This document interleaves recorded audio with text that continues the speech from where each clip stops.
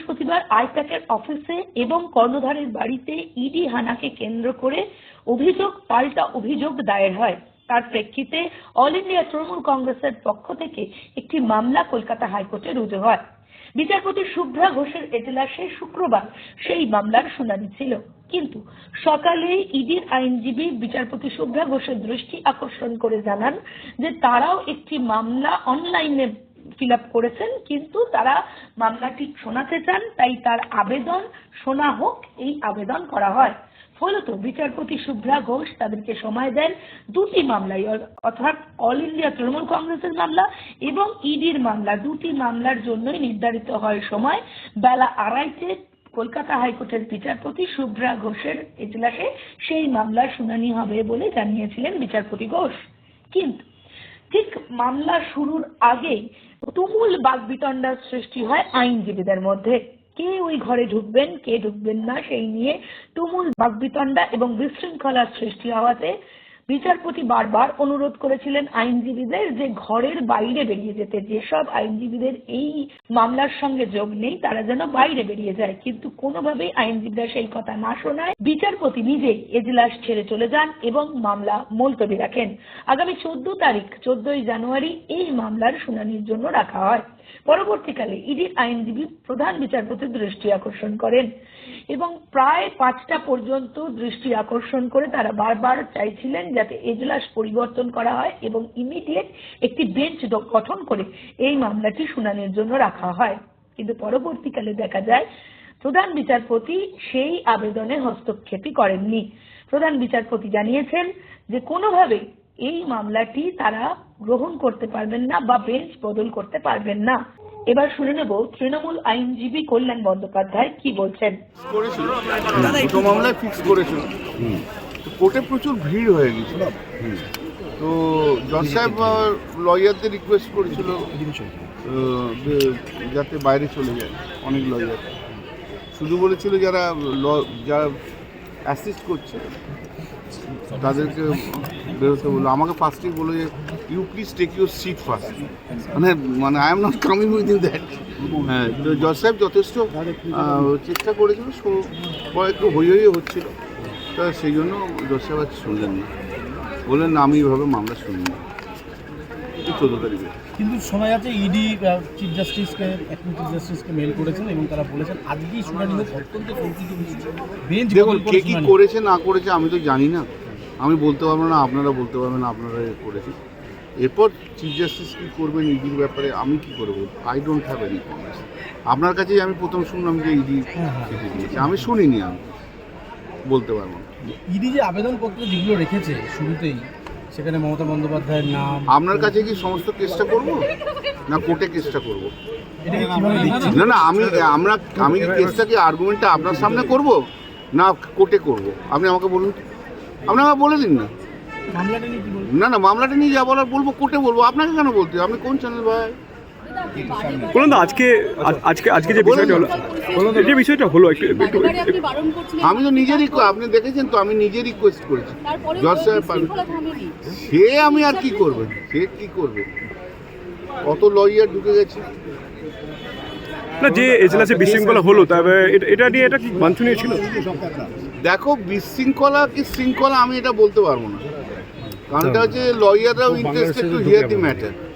আচ্ছা, কোনটা বিশৃঙ্খলা কোনটা শৃঙ্খলা এ আইডেন্টিফাই করার মতো আমার পজিশন নয়। জজ সাহেব শুনতে চাননি এইটাই আমি বললাম, কিন্তু আমি তার মানে বলছি না যে এটা বিশৃঙ্খলা বা শৃঙ্খলা, সেটা জজের ব্যাপার, জজ ডিসাইড করবে। আপনি কি একা প্রশ্ন করবেন? পরবর্তী ডেটটা দিয়েছে এটা নিয়ে আপনি কি খুশি? আপনি একাই প্রশ্ন করে আপনাকে আর কোনো উত্তরই দেবো না। কল্যাণ দা, আজকে যে পরবর্তী ডেটটা যে দিয়েছে সেটা নিয়ে আপনার খুশি? আমার খুশি অখুশির জন্য না, আমি তো মামলা করতেই গেছি, খুশির কি আছে? জজ সাহেব তার নিজের মতো করে ডেট দেবে, সেটাকে অ্যাকসেপ্ট করতে হবে। জজ সাহেব যে আজকে বললো 2:30টার সময় মামলা নেবে, সেই জজ সাহেব যা বলবেন তাই তো আমাদের গ্রহণ করতে হয়। যে লয়ার, আমার খুশি অখুশির কোনো ব্যাপার থাকে? আপনার কথা ছেড়ে দিন। এবার শুনে নেব অল ইন্ডিয়া লয়ার্স ইউনিয়নের পক্ষ থেকে শামীম আহমেদ তিনি কি জানাচ্ছেন। আজকে আদালত কক্ষে কি হয়, কেন বিচারপতি মামলাটি আয়োজন করেন এবং আপনি অল ইন্ডিয়া লয়ার্স ইউনিয়নের তরফে ছিলেন, সেক্ষেত্রে কি হয়? দেখুন, আমরা আদালতকে জানানোর জন্য অপেক্ষা করছিলাম। আমরা ইনফ্যাক্ট জানিয়েছি ফার্স্ট পেজে যে ধরনের ঘটনা পশ্চিমবঙ্গে আমরা গতকাল দেখেছি তা অনভিপ্রেত। Chief justice of the state, chief minister of the state, যিনি সংবিধানে শপথ নিয়েছেন আইনে শাসন প্রতিষ্ঠা করার, তিনি নিজে আইন ভঙ্গ করে যারা ল এনফোর্সমেন্ট এজেন্সি তেমন ইডি তারা যখন রেড করতে গেছে সেখানে উনি প্রবেশ করেছেন, জোর করে নথি ছিনিয়ে নিয়েছেন। আমরা আদালতকে জানিয়েছি যে এই ঘটনার পর আমরা আশা করেছিলাম ইডি একটা এফআইআর রেজিস্টার করবে চিফ মিনিস্টারের বিরুদ্ধে, কারণ যখন কোনো ল এনফোর্সমেন্ট এজেন্সি তারা রেড করেন সেই কাজে বাধা দেওয়া, তাদের নথি ছিনিয়ে নেওয়া একটা ফৌজদারি অপরাধ। কিন্তু আমরা ইডির ক্ষেত্রে দেখিনি এই ধরনের কোনো এফআইআর রেজিস্টার করেছে।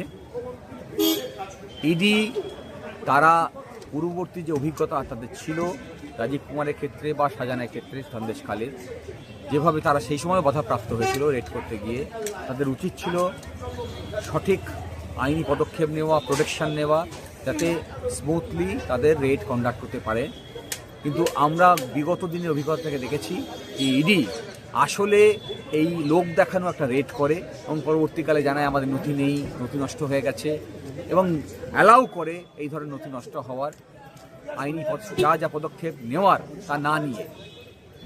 তাই আমরা যেটা বুঝেছি যে এই ধরনের কাজ আসলেই গট আপ করছে ইডি এবং তৃণমূল মিলে, যাতে রাজ্যের মানুষ যারা এই গট আপ গেমের ভিকটিম হবে তাদের পক্ষ থেকে আমরা আইনজীবী হিসেবে, আইনজীবী সংগঠনের পক্ষ থেকে আমরা আদালতকে এইগুলো ইনফর্ম করার জন্য দাঁড়িয়েছিলাম এবং আদালতকে ইনফর্ম করেওছি। কিন্তু পরবর্তীকালে যখন সেকেন্ড হাফে আবার মামলাটা ধরে, তখন আমরা দেখেছি যে সারা রাজ্যে যে ধরনের শোরগোল হচ্ছে, এই হুলিগানিজম হচ্ছে, তার একটা খণ্ডচিত্র আদালতের মধ্যেও, যা আমরা কখনোই আশা করি না আইনজীবী হিসেবে। আমাদের আদালতের যে ঐতিহ্য আছে সেই ঐতিহ্য রক্ষার দায়িত্ব আমাদের সমস্ত আইনজীবী, সেই ঐতিহ্য আমরা রক্ষা করতে ব্যর্থ হয়েছি। একটা ভুল মেসেজ নাগরিকের কাছে যায়। ফলে আগামী দিনে আইনজীবী হিসেবে আমাদের সকলের দায়িত্ব যে আমরা যাতে আদালতের এই ঐতিহ্য ফেরত নিয়ে আসতে পারি, যাতে এই ধরনের ঘটনা আবার পুনরাবৃত্তি না হয়। আদালত কক্ষে যে ঘটনা ঘটে তা কি তৃণমূলের চক্রান্ত বলে মনে করছেন, যাতে আজকে হিয়ারিং না হয়?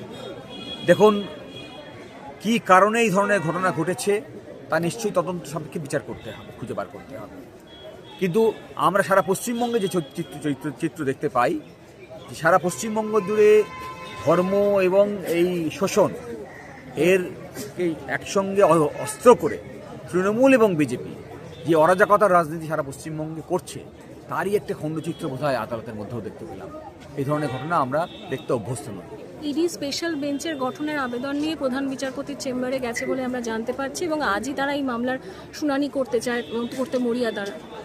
দেখুন, আদালতে যে বেঞ্চে তারা গেছে সেই বেঞ্চ যদি সেই মামলা রিলিজ করে দেন ব্যক্তিগত কারণে, বা সেই মামলা শুনানির জুরিডিকশন না থাকার কারণে, তখনই চিফ জাস্টিস সেই মামলা অন্য কোনো বেঞ্চকে অ্যাসাইন করতে পারে। এই ধরনের অ্যাপ্লিকেশন যখন করেছে চিফ জাস্টিস যদি অ্যাসাইন কাউকে করেন, তাহলে নিশ্চয়ই তার শুনানি হতে পারে। সেক্ষেত্রেও আমরা আদালতের দ্বারস্থ হয়ে আমাদের যা ইনফর্ম করার রাজ্যবাসীর পক্ষ থেকে সে আমরা করব, কারণ এটাই আমাদের আইনজীবী হিসেবে প্রগতিশীল ভাবনা যারা আইনজীবী আছেন তাদের কাজ। জেনে নেব তৃণমূলপন্থী আইনজীবী অর্ক নাগ কি জানাচ্ছেন। শেষমেশ কি হলো এবং কি পর্যায়ে রইল? দেখুন, তৃণমূল কংগ্রেস যে আবেদনটি করেছিল সেই আবেদনের প্রেক্ষিতে আরেকটি আজকে কাউন্টার মামলার আবেদন করে ইডি সকালবেলা। সেটা 2:30-এর সময় ফিক্স করেন জাস্টিস শুভ্রা ঘোষ, এবং আলটিমেটলি 2:30-এর সময় মামলাটি নেওয়া হয়। তার আগে যখন তৃণমূল কংগ্রেসের দায়ের করা মামলাটি 10 নম্বর আইটেম হিসেবে টেকেন আপ হয়, তখন কিছু আইনজীবী এসে বলেন যে তাদেরও কিছু বলার আছে। তখন শুভ্রা ঘোষ জানতে চান জাস্টিস শুভ্রা ঘোষ যে আপনাদের এখানে কি বক্তব্য। তো তারা বলেন যে তারা মেম্বার অফ পাবলিকের পক্ষ থেকে কিছু বলতে চান। তো তাদেরকেও তা বলা হয় যে 2:30-এর সময় আসার জন্য। আড়াইটের সময় এজলাসে প্রচণ্ড ভিড় জমে যায় এবং সেই ভিড় জমে যাওয়া কারণে যারা অ্যাকচুয়াল মামলার সাথে ইনভলভড আইনজীবী তারাই পোডিয়াম পর্যন্ত প্রায় পৌঁছতে পারছিলেন না। সাংসদ কল্যাণ বন্দ্যোপাধ্যায় বারবার রিকোয়েস্ট করেন জজ সাহেবের অনুমতি নিয়ে, আইনজীবীদেরকে বলেন যে যারা মামলায় নেই তারা যাতে এজলাস ছেড়ে বেরিয়ে যায়, কিন্তু আলটিমেটলি সেটাতে এতটাই গন্ডগোল লেগে যায় যে জজ সাহেব উঠে চলে যান এবং আলটিমেটলি একটা অর্ডার পাস করেন যে 14 তারিখ মামলাটি নেওয়া হবে। এবং পরবর্তীকালে আমরা যা শুনেছি ইডি একটি আবেদন করেছিলেন প্রধান বিচারপতির কাছে, ভারপ্রাপ্ত প্রধান বিচারপতির কাছে, এবং ভারপ্রাপ্ত প্রধান বিচারপতি বোধহয় তাতে কোনো কর্ণপাত করেননি, কারণ কি একটি জুডিশিয়াল অর্ডার পাস করা হয়েছে। তো আপাতত যা দৃষ্টিভঙ্গিতে বোঝা যাচ্ছে যে দুটো মামলাই 14 তারিখ হবে, যেরকম জাস্টিস শুভ্রা ঘোষ অর্ডার দিয়েছে।